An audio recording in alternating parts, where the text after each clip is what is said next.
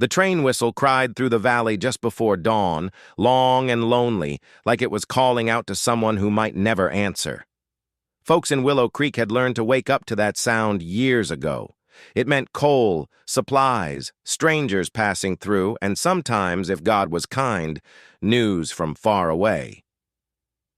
Eleanor Mayfield stood on the wooden platform, her shawl pulled tight against the cold.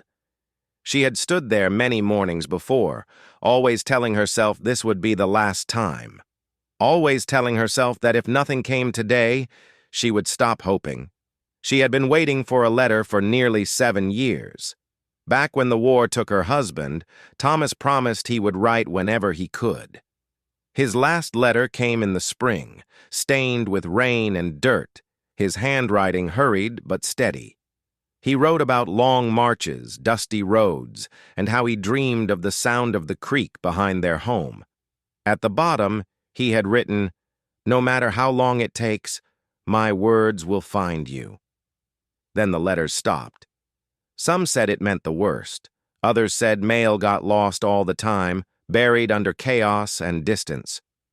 Eleanor never listened. She folded that last letter carefully and kept it inside her Bible, believing that silence did not always mean goodbye. Life went on, the way it always does. The war ended. The town grew older.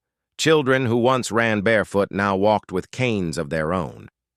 Eleanor took work sewing for neighbors, mending coats and wedding dresses, her fingers quick and sure even when her heart felt heavy. Each evening, she sat by the window and watched the road, just in case. That morning, the train slowed with a hiss of steam. A young postman stepped down, his bag slung over one shoulder. He handed out packages, newspapers, and envelopes with practiced ease. Eleanor waited until the platform cleared, her heart beating louder with every second. "Ma'am," the postman said softly, pulling a single envelope from the bottom of his bag. "This one's been a long time coming." Her hands trembled as she took it. The paper was yellowed, edges worn thin, the ink faded but still readable. Her name was written in a familiar hand. Thomas's hand. For a moment she couldn't breathe. She carried the letter home as if it were made of glass. Sitting at the small kitchen table, Eleanor smoothed the envelope and whispered a prayer she had said 1,000 times before. Then she opened it. The letter spoke of a winter camp far from home, of cold nights and shared bread, of men who talked about their families to keep themselves alive. Thomas wrote about being injured. Not badly, he said, just enough to slow him down. He wrote that he had given the letter to a soldier heading east, trusting it would reach her someday. Near the end, his words changed. "If this letter finds you," he wrote, "then I want you to know I carried your face with me through every mile. If I do not return, do not think I left you. I stayed with you until the end." Eleanor pressed the letter to her chest, tears falling freely now. The truth settled gently, like dust after a long storm. Thomas had not vanished.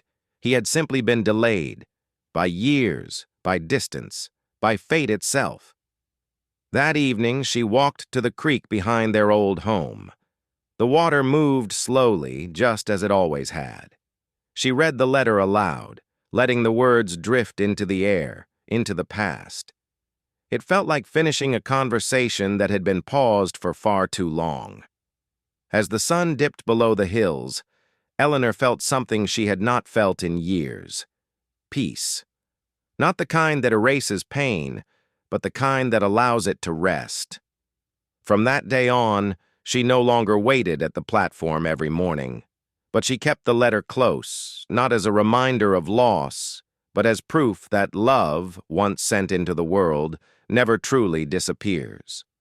And sometimes, when the train whistle echoed through Willow Creek at dawn, people swore they saw Eleanor smile, knowing that even after all those years, the words meant for her had finally found their way home.